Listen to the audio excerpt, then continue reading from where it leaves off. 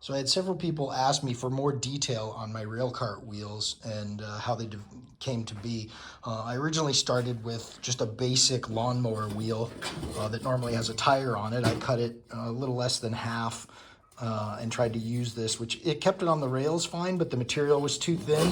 This is what it looked like before it got dented, but the rail eventually ended up causing dents in it. It was a really rough ride. But these wheels have the same keyed 3/4 inch hole that I needed to work with my axle shaft. So anyway, I had to keep that in mind when developing my new wheels. So I went with these cast iron cart wheels. It's more like a warehouse cart wheel. So it's a cast iron center section with a polyurethane outer. So it rides a lot smoother than the steel wheels did. But there's no keyed center part here. So that wasn't going to work for me. So I had to develop a hub to make that work in the rear. The front's a little bit different, but I'll show you that in a second. So in the rear here, I needed to make this keyed shaft work with this wheel, which is just a regular wheel that rides on a spindle with a bearing. So inside, normally this wheel comes with just a bearing in here and it rides on, I think, like a 5/8 shaft or something like that. So I gutted the bearing out of there and I drilled a hole. You can see there, that's the drive hole that I used to drive the wheel, to power the wheel. So I did it this way. This is probably, just one of a million ways to do it. This is what worked for me because of the tools that I have available to me. If I had a lathe, I would do it different. If I had a mill, I would do it different.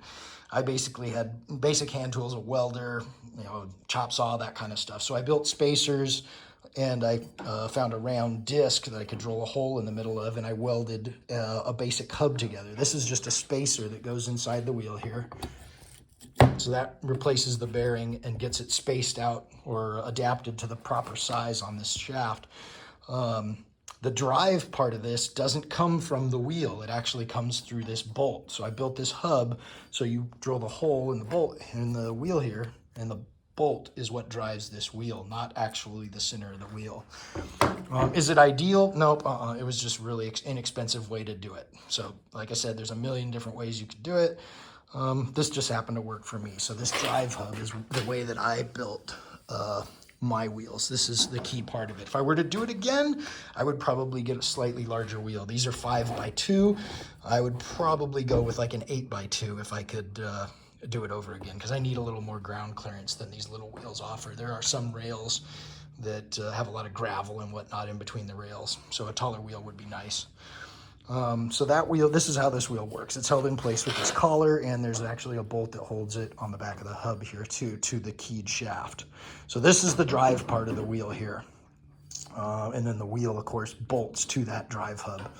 And then this collar here keeps the wheel installed in there, and so does this drive bolt.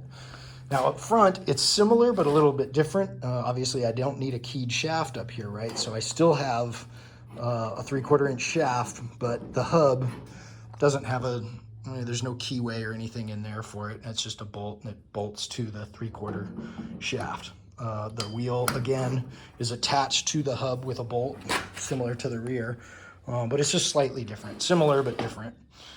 This is the least expensive way that I could do this. Of course, there's wheels available out there that you can, rail cart wheels that you can buy that are, much better than this, but they're also a lot more expensive. This is just one option. There's tons of other ways that you can build these, but this is a little more detail into what I put into my rail cart wheels and why this idea didn't originally work. If I had thicker material, this idea probably would have been fine.